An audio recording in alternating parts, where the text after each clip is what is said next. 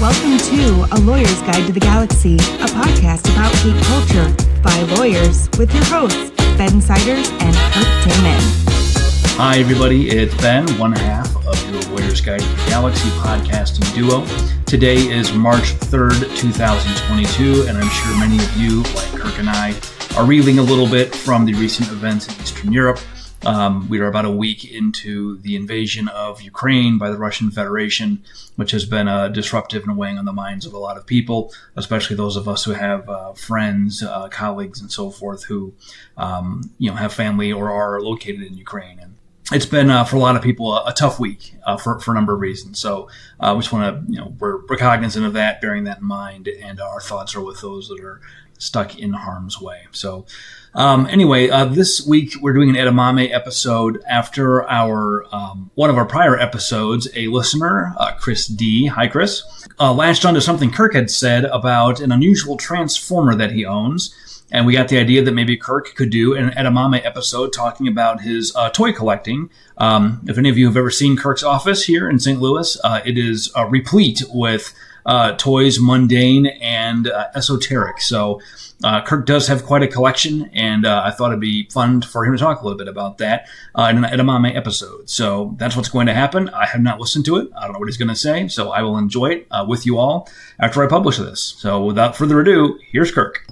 Hello all, this is Kirk, and I'm going to go ahead and record another Edamame episode for you. I haven't done one of these in a little while, partially because I usually record these outside at my house, and it's been the middle of winter, it's been cold, and I've been outrageously busy, so I haven't actually had a chance to do it. We've just been doing the main episodes. But anyway, I did want to go ahead and do an Edamame episode to get out for you guys. This episode is going to be entirely sort of, science fiction geek related. But we had an inquiry from one of our listeners. In response to, I indicated some questions about, having historically significant Transformers from my collection, and people wanted to know generally a little bit more information about what that was, and a little bit more information about my Transformers collection. So anyway, this entirely is going to be about toy collecting as an episode. If there's any other toy collectors out there, I'm going to go ahead and apologize in advance for anything I may say that you disagree with. I know that toy collectors have different opinions of things, and there is a lot of sort of disagreement around even specifics of Transformers collecting. So in any case, I'll just apologize for that in advance, and if this doesn't interest you, feel free to not listen to this episode. But if you're interested in sort of hearing some of the down and dirty about the Transformers and the toy from the 80s and beyond, feel free. So anyway, let me just give you a little bit of intro into the Transformers as a toy and my own involvement in conjunction with collecting it. So the Transformers was released in the United States in the mid-'80s, basically. As a toy, it was released originally by Hasbro.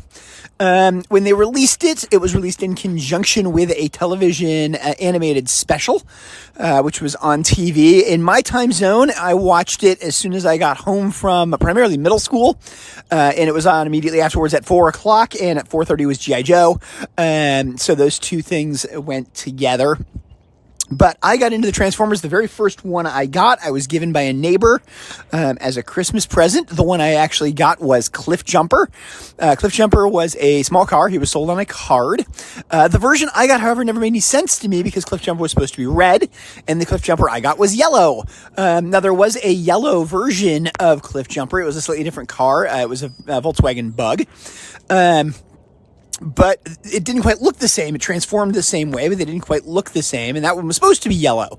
Now, in the end, I actually ended up getting, it was known as Bumblebee and was a star of the TV show. In the end, I actually got a red Bumblebee, which I used to try to think of them as being the opposites of each other, but it never quite worked because they were different styles of car.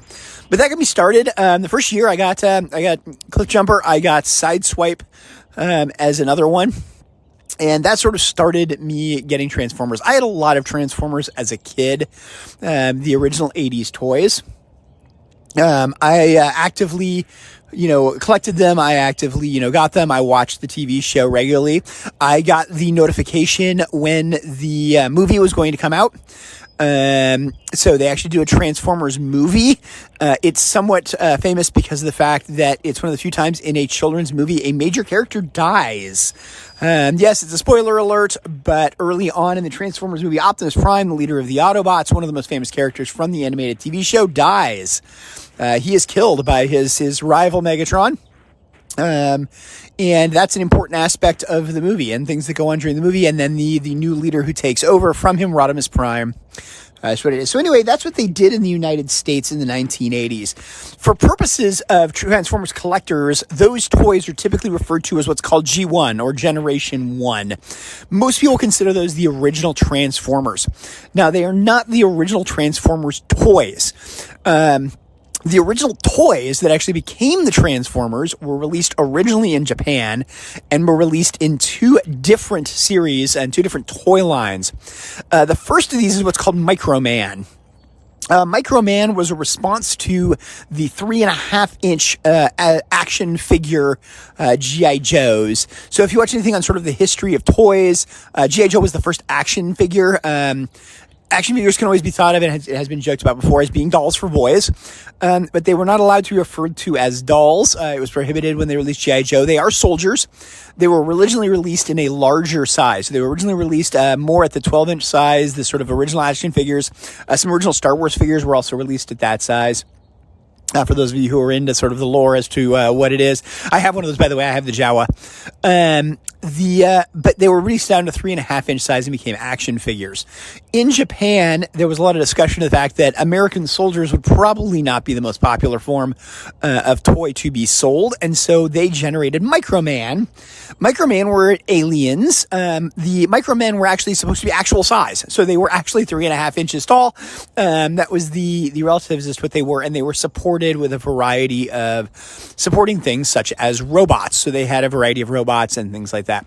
A number of the toys that were created are the original Microman toys. Basically anything that was a real object in the Transformers that was essentially scaled correctly was generally originally in Microman. And that includes a very initial things that came out. So Megatron, who transformed into a toy gun, Soundwave, who transformed into a portable cassette player, that were sort of original toys released initially. Now, interestingly enough, the Bumblebee and Cliffjumper I referred to were designed to be originally toy cars. They were penny racers, and so that's the way they were released in Microman. But a number of later generation ones, such as Blaster, who was a portable radio, essentially a boombox, for those of you who are familiar with the terminology of the 80s, was also, part of that, even though he was released later.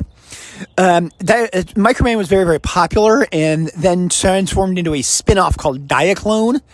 Diaclone used 1-inch action figures, very small action figures, and they were not supposed to be actual size. They were supposed to essentially be human-sized, but then they had a variety of cars that transformed into robots and other vehicles that they used.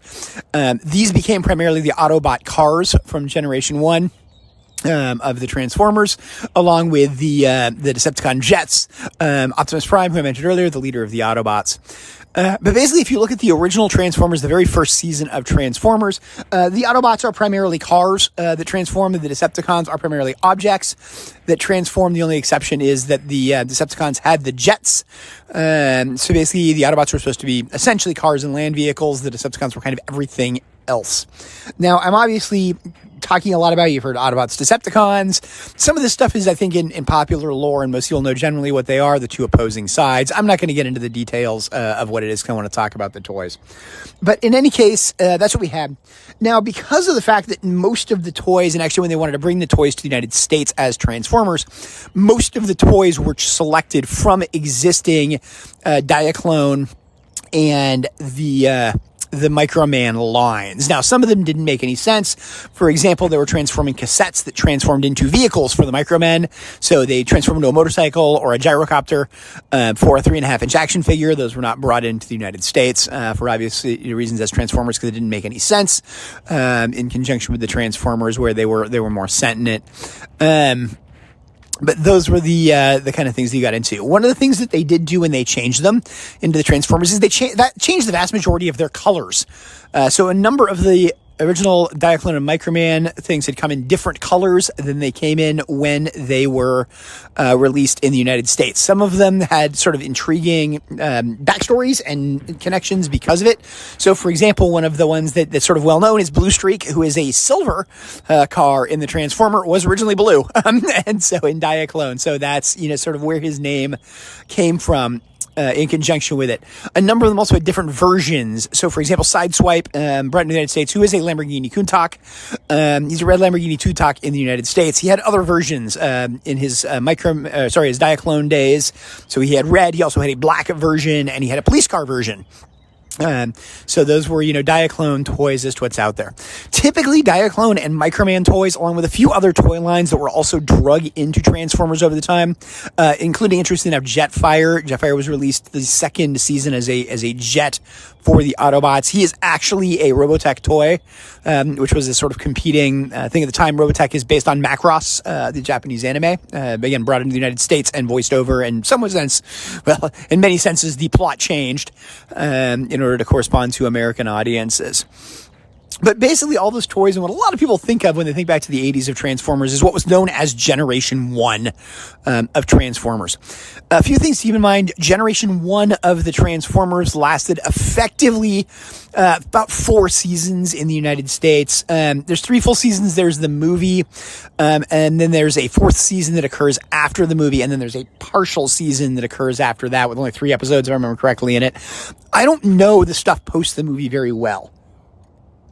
And a lot of that was just because my involvement with it, the interest I had as a kid, was all sort of pre-movie. I still remember getting the flyer announcing that the movie was coming out, and just being unable to like sit still for a week. I went and saw it, I think opening weekend. It was one of the few movies I had really begged to see. I loved it, really enjoyed it, sort of stuff like that. So it was one of those things to me that was really my involvement with the toys. One other thing to keep in mind about the toys, I was not allowed to have Megatron, even though he's the leader of the Decepticons, because my parents were heavily opposed to me having toy guns. And Megatron does transform into a toy pistol, with various, add-ons and stuff like that. He was, in fact, only one of 2 toy guns that were released in the transforming line. Megatron was one, Shockwave was another, who transformed into a futuristic pistol. There were a number of other transforming guns that existed in conjunction with the Diaclone line that were never brought into the United States. The basics of what you get into is that once you get out of sort of Generation 1, the Transformers kind of fell out of favor. They were brought back as Generation 2, which is where the name Generation 1 comes from, as people refer to it as Generation 2. Generation 2 involved a lot of metallization of the original models. It was released solely as toys, and my understanding is did not do very well. At that point in time, sort of the Transformers kind of fell by the wayside, I think, as a toy line. They ended up releasing a series, I think I've got these in the right order, it's been a while since I've gone through all of my backstory, of Beast Machines. But a lot of people also know Transformers Beast Wars. And you may very well have encountered sort of Transformers Beast Wars. The primary way people understand Transformers Beast Wars is the famous line that they used to do. It was Transformers rolled out in Generation 1 when they'd transform. In Generation 2, it was Beast Mode. And that's where that phrase originally comes from, Beast Mode.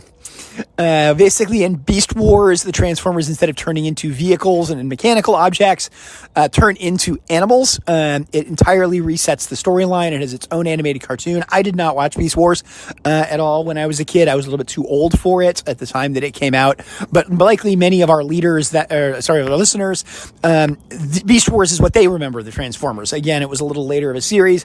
Beast Wars was, in many respects, a groundbreaking cartoon in what it did. It would involve CGI in the early days of CGI. It was also hugely popular, kind of revitalized the Transformers, and you have Transformers Beast Wars coming out.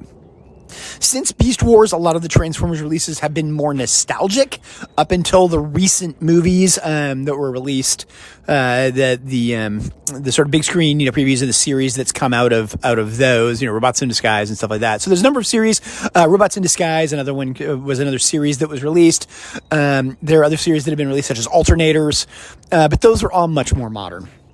So anyway, to give you the background of what it was, I got involved in Transformers collecting because at one point in time I decided I wanted to, as an adult, own Megatron because I'd never owned Megatron. I'd gotten my Transformers toys back from when I was a kid. I still have them. And had always wanted Megatron, wasn't allowed to have Megatron, and I figured as an adult I was entitled to have Megatron. And so I bought a Megatron, an old one, off of eBay. But one of the big things that got involved with it is I wanted to make sure I had a real one.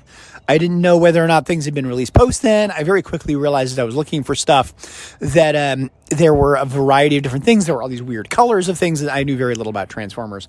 But anyway, I guess I could say Megatron got me started on collecting. So you know about my collection. I collected Transformers actively for probably 10 to 12 years. I primarily collected Generation 1 and pre-Transformers, which is the common phrase that a lot of collectors use to refer to the Diaclone and Microman lines generally, as well as anything else which was released before the Transformers. I was a very aggressive sort of, I guess I would call it sort of high-end collector of what it was. I focused on in-box models, ideally sealed models.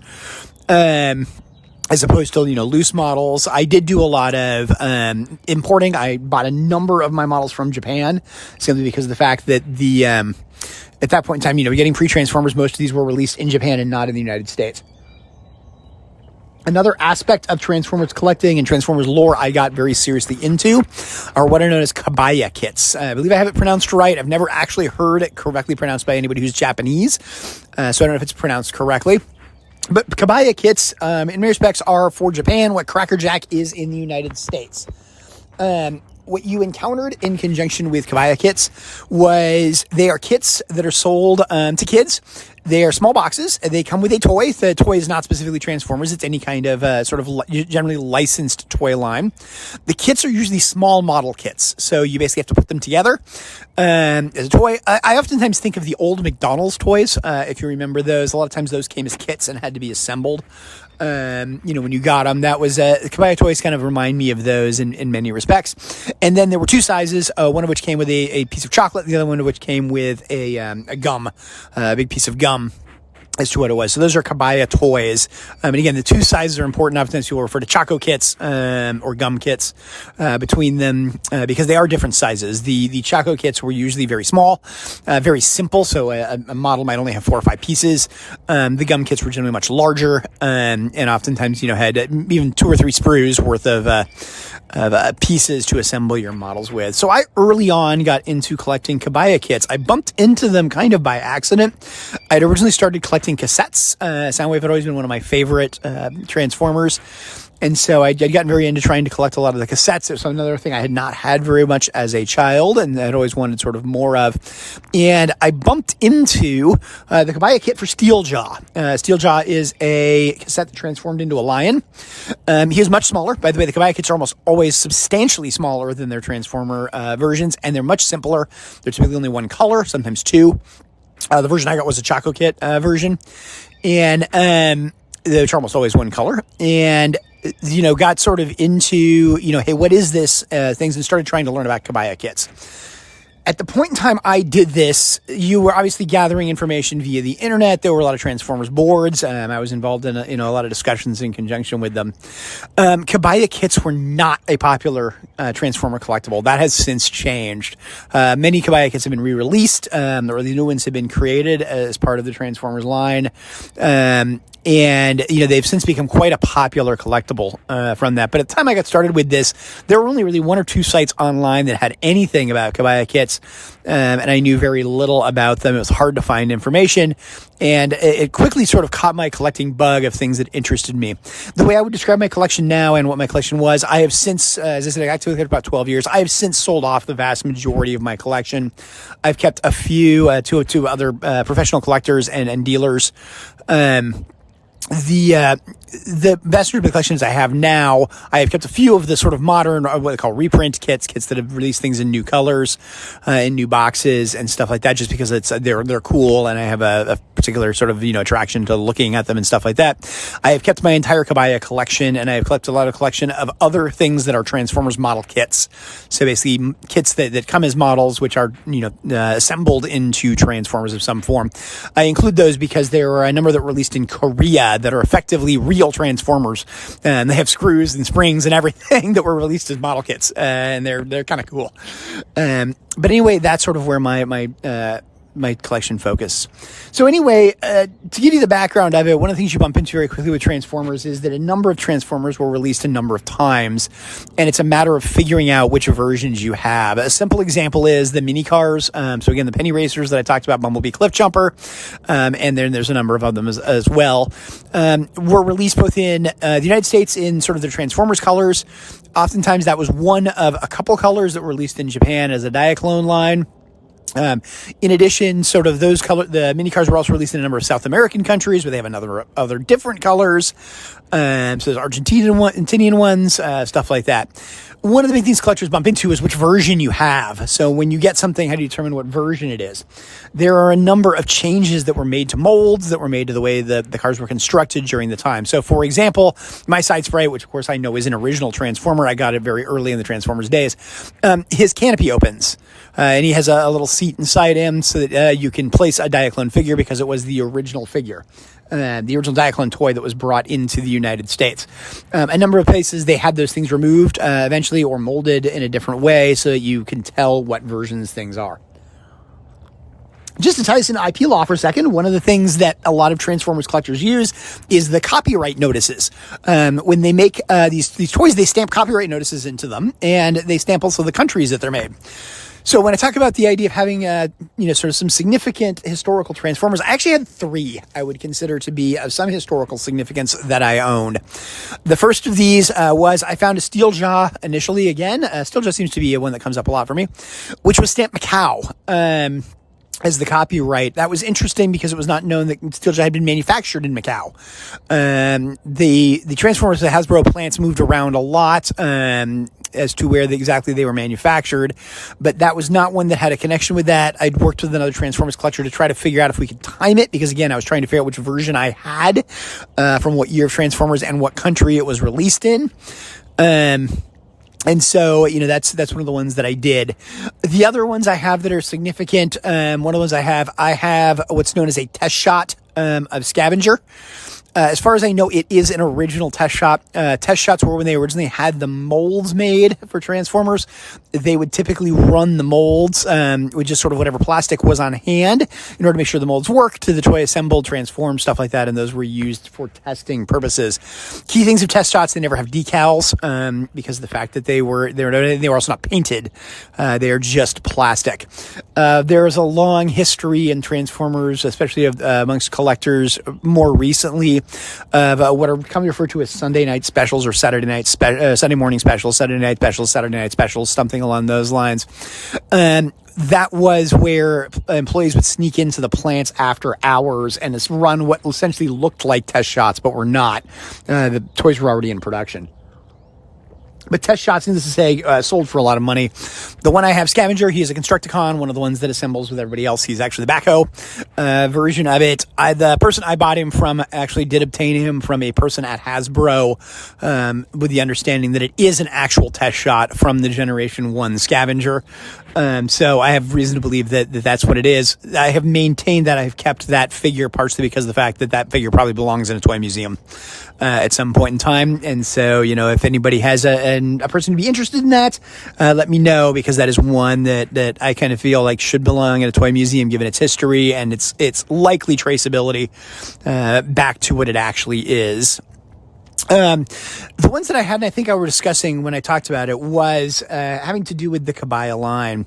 So I learned very quickly how to, and again, I was early in Kabaya, how to search Kabaya. A lot of Kabaya toys I had to bring in from Japan. And so I was searching on Yahoo Japan, which was the equivalent of eBay, but in Japanese. I even had cut and paste where I had a number of Transformer words I had worked out in Japanese, so I knew how to search for them, based upon what I would find. There are companies, if you're interested, by the way, of buying products from Japan, there are a number of companies out there where you can buy products using sites like eBay and Yahoo that require shipping to Japan. They will act as a site for you. You ship your product to them, and then they package all your products up and ship it to you. I used a number of those. It was called Private Import Japan. A lot of people do this. So anyway, I was actively searching for all these things. I was actively searching on eBay on a regular basis for anything Kabaya related to see what I could find with it. I was also searching for products that and again, I don't know if I'm going to get the word entirely right from Japan. I understand it's gashapon, which are vending machine toys that were sold in those little plastic bubbles. My understanding is the way the name comes from the sound the machine makes. That's when it dispenses. So anyway, I was searching around for those, and I happened to bump into a series of Diaclones I had never seen before. That appeared to have boxes from what I could tell they looked like they were legitimately Japanese. I didn't know in the United States, so I bought them. What we found out afterwards, and part of the reason I bought them is there had been rumors of a vehicle known as Black Bumblebee. So there had been a Bumblebee released that was in black plastic as opposed to yellow and red, that were the two that were common, had both been released as Transformers and had both been released as Diaclones in that way. The Transformers was supposed to be yellow, but some red ones did make it into packaging. But this one appeared to have a potential black Bumblebee in it from what I could tell. So anyway, I bought the set. It was sent to me. What I discovered in the course of doing it is that it was 6 pre-Transformers toys from what I could work out. Diaclone toys. They were the versions of Perceptor, the microscope Bumblebee. I can literally not remember the other one. And then 3 of the ones that basically transformed into rocks. So, sort of less interesting designs, but you know what they had from it. The toys are damaged. None of them are complete, but it was obvious what they were. However, they did come with boxes. Boxes are important because it allows you to be able to verify what is something, where did it come from, and they had their instruction sheets, which was also very useful. In the course of reviewing it, it appeared that these were indeed Japanese toys, and did appear to be legitimate Kabaya toys, from what it was. I talked to a number of collectors when we did this. What we since worked out at the time is it is what was known as Series 1 of the Diaclone collectibles. They released 2 series of Kabaya from Diaclone, Series 1 and Series 2. Series 2 was relatively well known at the time. At the time they knew there was a Series 1, but nobody actually knew what was in it. At the time we did it, it was believed I may have the first complete Series 1 Diaclone that anybody had known about as Kabaya toys. It also definitively answered the question of where Black Bumblebee came from. The Black Bumblebee was the Kabaya version of the Diaclone toy, and that's where Black Bumblebee had come from. So that's my historically significant Transformers to what it is. I still own that set. I have seen a few other people since then. I don't really search out Transformers information anymore, but I know as Diaclone and Kabaya collecting was getting a little bit more common. I did see some more sets. Some more people did encounter Series 1 Diaclones. But it's one of those where, that's the set that I have, that at the time was very historically significant. It allowed us to basically sort of notch in something as to what it is.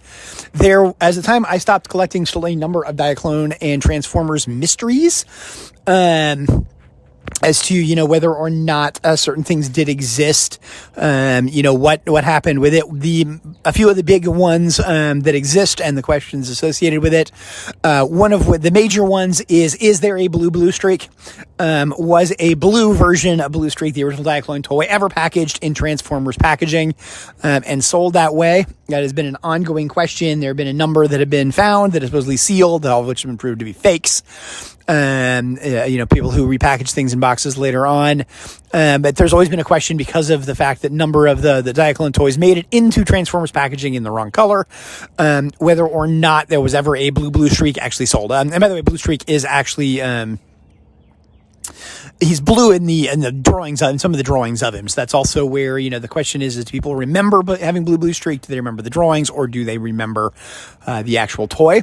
Another one I know was a major issue is what was known as Black Trax. Trax was a Corvette. His Diaclone version was red.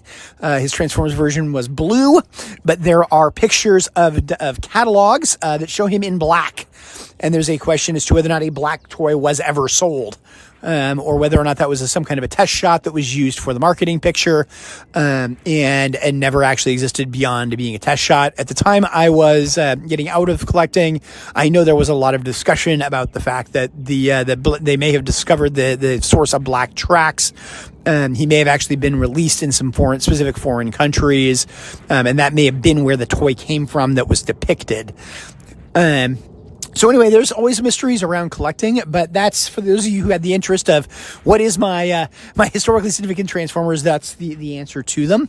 I may do another episode on this at some point in time in the future if you guys want to learn more about it. I can literally go on for hours about the history of Transformers. Now, again, I'm a number of years out. Some of my knowledge is a little bit rusty. I'd have to go back and remember what I know. But that's sort of the basis of what it is. So anyway, hopefully you guys enjoyed this sort of slight divergence, from what we had. And if you did, let me know. I can, like I said, tell you more about Transformers collecting. I can tell you more about hobbies. I'm a bit of a hobby butterfly, so I have a lot of them. Though some have stuck recently as adults. So anyway, I will leave you guys with that and talk to you soon. The views expressed by the participants of this program are their own and do not represent the views of, nor are they endorsed by Lewis Rice LLC, its officers, directors, employees, agents, representatives, shareholders, and subsidiaries. None of the content should be considered legal advice. As always, consult a lawyer. This podcast was produced and recorded in St. Louis, Missouri.